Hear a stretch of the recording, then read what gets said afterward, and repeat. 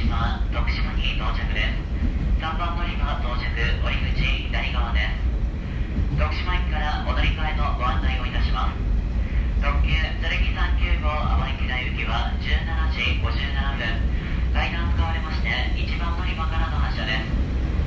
特急列車のホームエクスプレス阿南1号阿南行きは18時1分、階段エレベーターを使われまして2番乗り場からの発車です。南小松島葉の浦方面普通列車の阿南行きは18時9分、つきまして同じホーム4番乗り場からの発車です。本日も JR 四国をご利用くださいましてありがとうございました。